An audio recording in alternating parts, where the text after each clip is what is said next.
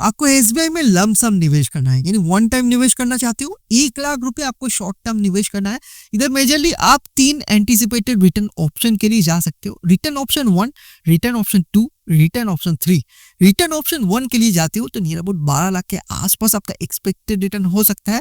Option 2 के लिए अगर जाते हो तो नियर अबाउट 27 लाख के आसपास आपका इस केस में एक्सपेक्टेड रिटर्न बन सकता है। ऑप्शन 3 यानी लास्ट ऑप्शन के लिए अगर जाते हो तो नियर अबाउट 60 लाख के आसपास आपका इस केस में एंटीसिपेटेड रिटर्न बन सकता है। बट ये रिटर्न तभी मिल पाएगा जब एक करेक्ट स्कीम को चूज करोगे। तो जिस एसबीआई म्यूचुअल फंड स्कीम के बारे में आज हम लोग इस वीडियो में बात करें, उस स्कीम का नेम है एसबीआई गोल्ड फंड। इस पर्टिकुलर गोल्ड फंड का अगर past historical return data performance को चेक करोगे, रिसेंटली लास्ट 6 महीना का रिटर्न 18%, लास्ट 1 साल में ये स्कीम ने नियर अबाउट 40% के आसपास रिटर्न दिया है। लास्ट 3 साल का रिटर्न भी काफी अच्छा रहा है, 23%। ओवरऑल परफॉर्मेंस तो काफी बढ़िया है। बट क्या ये डेटा एनएफ है एक स्कीम को चूज करना? तो आंसर इज नो।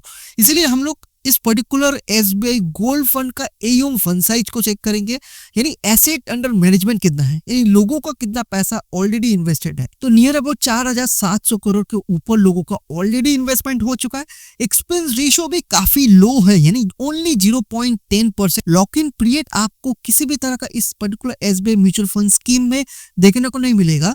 बट आपको एग्जिट लो चार्जेस देना पड़ेगा। आप अगर 15 दिन के पहले फंड से अगर एग्जिट करते हो, 1% कंपेंसेशन आपको कंपनी को पे करना पड़ेगा, जो कि काफी लो है as compare to other schemes in the market. Minimum investment यानी आपको अगर एसआईपी करना है एसबीआई गोल्ड फंड में तो 500 रुपए महीने से चालू कर सकते हो। लमसम एज यूजुअल आप 5000 से चालू कर सकते हो, यानी वन टाइम आपको अगर करना है 5000 से शुरुआत कर सकते हो। अब मान लीजिए इस पर्टिकुलर स्कीम में यानी एसबीआई गोल्ड फंड में निवेश कर देते हो, तो इन फ्यूचर आपका एंटीसिपेटेड रिटर्न क्या बन सकता है, यानी एक्सपेक्टेड रेट ऑफ रिटर्न कितना हो सकता है। फोरकास्ट रिटर्न आपका 12% भी हो सकता है, फोरकास्ट रिटर्न 15% भी हो सकता है, फोरकास्ट रिटर्न आपको 18% भी मिल सकता है।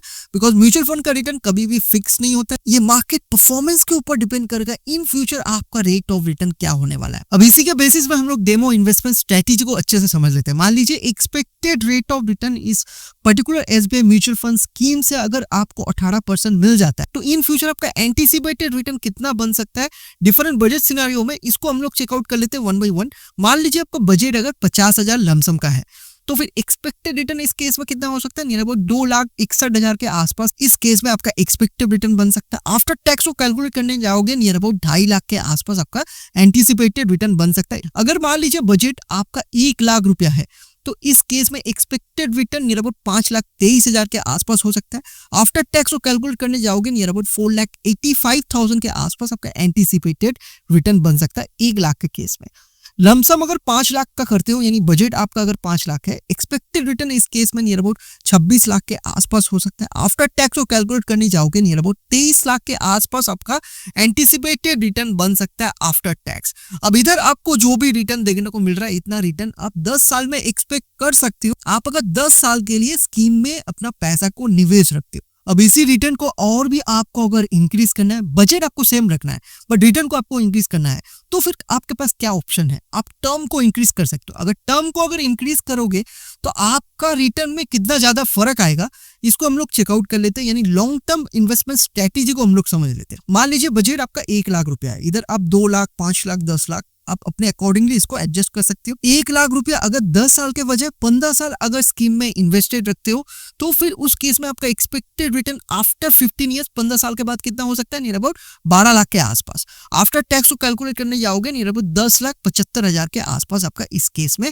एंटीसिपेटेड रिटर्न बन सकता है आफ्टर टैक्स 15 साल के बाद। इसी 1 लाख को अगर 10 साल के वजह अगर 20 साल के लिए स्कीम में निवेश रखते हो अपना पैसा को, एक्सपेक्टेड रिटर्न इस केस में नियर अबाउट 27 लाख के आसपास हो सकता है आफ्टर 20 इयर्स, 20 साल के बाद। आफ्टर टैक्स को कैलकुलेट करने जाओगे इस केस में नियर अबाउट 24 लाख के आसपास आपका एंटीसिपेटेड रिटर्न बन सकता है आफ्टर टैक्स। 1 लाख रुपया को अगर थोड़ा सा लॉन्ग टर्म के लिए यानी 10 साल के वजह अगर 25 साल स्कीम में इन्वेस्ट रखते हो अपना पैसा को, तो फिर उस केस में 60 लाख के आसपास आपका एक्सपेक्टेड रिटर्न बन सकता है 25 साल के बाद। आफ्टर टैक्स को कैलकुलेट करने जाओगे नियर अबाउट 54 लाख के आसपास आपका इस केस में एंटीसिपेटेड रिटर्न बन सकता है आफ्टर टैक्स, यानी 25 साल के बाद। अब इधर आपको तीनों रिटर्न ऑप्शन देखने को मिल जा रहा है, ऑप्शन 1, ऑप्शन 2, ऑप्शन 3, जो कि हम लोग वीडियो के शुरुआत में ही डिस्कस किए थे। अब आपको क्या करना है, आप अपना पैसा को 10 साल के लिए निवेश करना चाहते हो या फिर थोड़ा सा लॉन्ग टर्म के लिए यानी ऑप्शन 1, ऑप्शन 2, ऑप्शन 3 के लिए जाना चाहते हो, या अपना नीड एंड चॉइस को अकॉर्डिंगली इसको डिसाइड कर सकते हो। आपको अगर इस पर्टिकुलर स्कीम के अलावा और भी अच्छा पॉपुलर ट्रेंडिंग स्कीमों के बारे में जानना है, प्लान के बारे में जानना है, तो इस वीडियो को चेकआउट कर सकते हो। मैं आपको मिलता हूँ उस वीडियो पे।